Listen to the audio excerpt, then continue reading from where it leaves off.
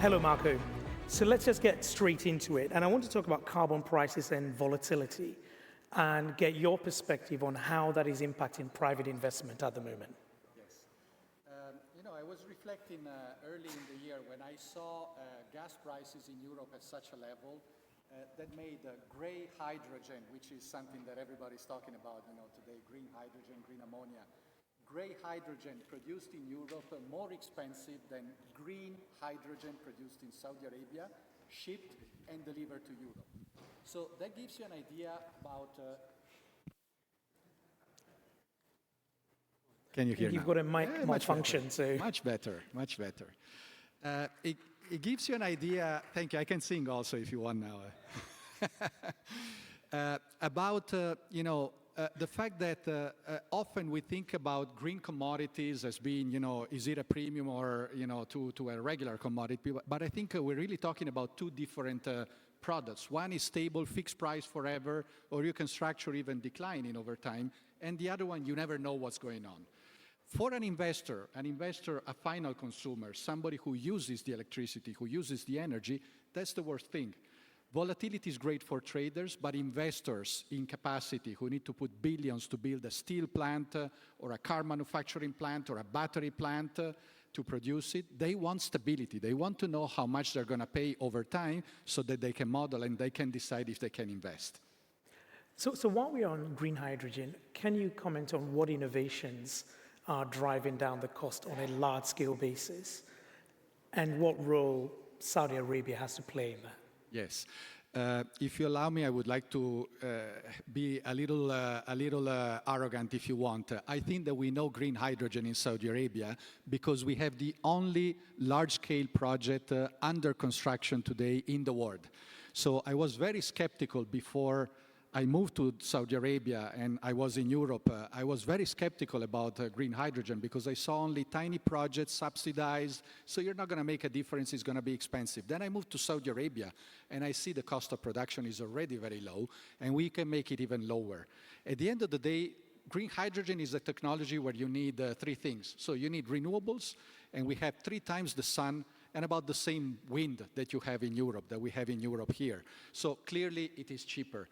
You need land, and we have plenty on land. In Europe, we don't have a lot of free land. To reach the goals of Europe in green hydrogen production, you would need to cover a surface as big as Belgium with solar panels, electrolyzers, wind turbines. In Saudi Arabia, we're blessed also with a lot of land that today is not really fully used, and that is quite cheap. So that's the second thing. And the third ingredient is water. And one may say, well, you don't have water in Saudi Arabia, but we do, because we desalinate. ACWA Power is also the largest desalination company in the world, and we have achieved the lowest cost in the world. So that means that we have plentiful of water that we produce, by the way, using solar electricity to make it so it's green. And all these 3 technologies, we have achieved an 80% reduction over time of the cost of each. So I believe that over the next few years, we can continue to drive that and become increasingly efficient. And when you talk about how this impacts Europe, are you seeing developments around battery storage, around the hydrogen infrastructure to deal with the intermittency of renewable energy? You would have heard in the previous, the panel discussion, very much a focus on nuclear, but I'd like to get your sense on how you deal with the intermittency issue. Yeah. It's a great question, and I think today, you don't build renewables out of ideology. You build them because they're the cheapest, the fastest, the simplest technology that you can install.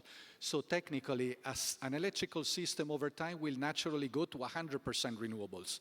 And then you need to focus on how to integrate it into the system so that you don't have curtailment, so you don't have a lot of price disruptions for the user or for the producer. So that's why you need to have systems to integrate all these. And I believe that, in a normal system, all the technologies are needed. Some will give you the base load, some will give you the peak. So what you need to focus on is really how you integrate everything. Storage is one thing. Another thing is to look potentially at a combined cycle to complement. And the third thing is interconnections. And interconnections, we can play a great role not only locally, and we have seen the stability that it gives to Europe. If we look at the recent blackout in Spain, one of the reasons is that Spain is one of the least interconnected countries in Europe. whereas Central Europe is much more interconnected, and one system, one electrical system can come to the aid of the other. The other is potentially long-term interconnection and transmission, potentially also with Saudi Arabia, where I think that the complementarity is very big, and it will add not only to the stability of price, but also to the security of the system. Well, I'm not an energy expert, but listening to you, I think you're going to have to revamp the grid infrastructure in order to deliver the vision that you have across Europe. I mean, is that the case, and how do you do it? Correct. So I think that what we can do is incremental steps. So imagine bringing a cable from Saudi Arabia to Europe, and basically you're adding another element of security. You're adding 2, 3, whatever you want to make it, gigawatt of capacity that is like a big power plant that you're adding to Europe. But not only that, you can use the time difference between Saudi Arabia and Europe. At 7 o'clock to 10 o'clock, when you have the first peak of demand in Europe, it's already very high, bright sun, 2-3 hours ahead, and you can use the solar power without battery storage to cover that demand. Or imagine in the winter. In the winter, the renewable production in Europe goes to the bottom because the sun is less strong. But we have an excess capacity in Saudi Arabia because most of the demand is for cooling in the summer. So also this is very efficient electricity that you can channel. And vice versa, you can do the opposite in the summer or during the evening. All right, that sounds fascinating, but let's drill down a bit. If you're looking across Europe, where best do you see the opportunity to exploit the technology as you've described? Because it relies on countries to be cooperative and to create the right environment. So where are the best places in Europe to do this? Of course, there are two commodities you can bring, power and green hydrogen. And I think that you have to follow the physics. So follow the physics means that you're going to bring the power to the closest entry point, which is going to be probably somewhere in Italy, where you can go under the sea, or you can go through Greece, Albania, and onward to Italy. And then from there, basically, it's an integrated market to Germany, to Central Europe, Czech Republic, Austria, Switzerland, and so on. So that's the easiest route, and that's why we have started to discuss with companies and governments from the south. When you talk about hydrogen, the simplest way to ship it today is to turn it into ammonia, and then you start to use it as ammonia. So you want to follow the market. The market today is 90% in Germany and the Netherlands, and that's why for that commodity we're more focused on a discussion with the northern countries, and we think that over time the two will blend and mix. So the hydrogen will come from north to south, and the power will flow from the south to the north. But, excellent. The vision you're outlining is one of interdependence, interconnectedness, and at the political level, you're hearing talk of sovereignty and independence. Which of these two, firstly, is that feasible, sovereignty and independence? And then secondly, which of these two visions do you think is going to win the day if we are going to have secure, reliable, and affordable energy? You talk about independence, but you talk also about partnerships. And it's an increasingly fluid world. So if you make an Apple phone in China or India or anywhere, is it independent for the US? At the end, it's an Apple phone, no?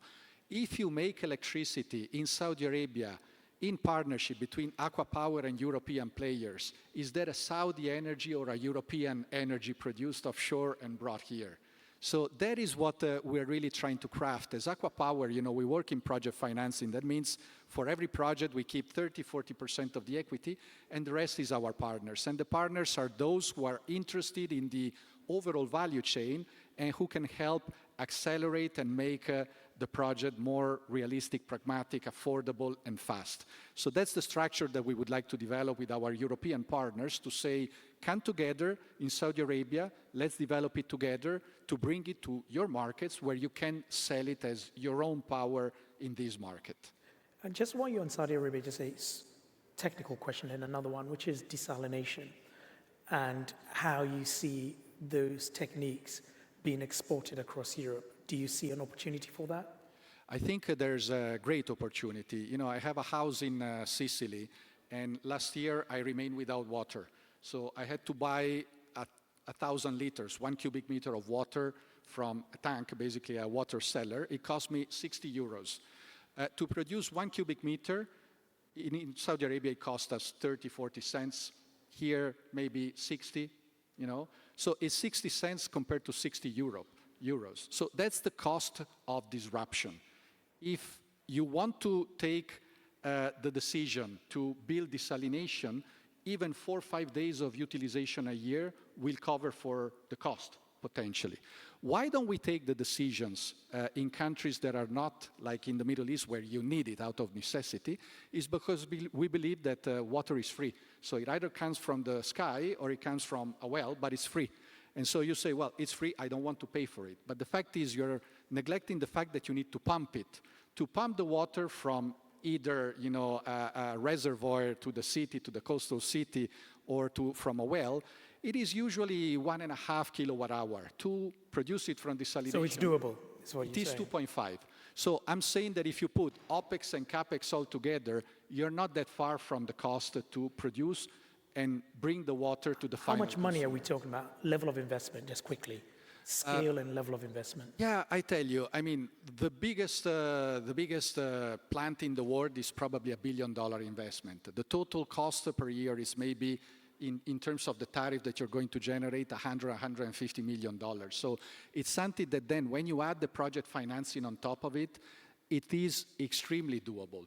The only gap that I think in Europe is that it tends to be a fragmented demand, and so it's the scale of each plant. So I think that we should try to launch, and I know that there are some local utilities who are pushing this idea, particularly from Italy, from Greece, and so on, from the south, from Spain, is how can we site some of these projects near major cities, near major areas where you have disruption, so that you can start complementing basically the natural supply from wells and from the reservoir. So that's where we should focus on. Marco, I love your passion. I love the clarity of your vision with which you describe how we can solve quite tough engineering issues around energy, keep the lights on, but also power the future.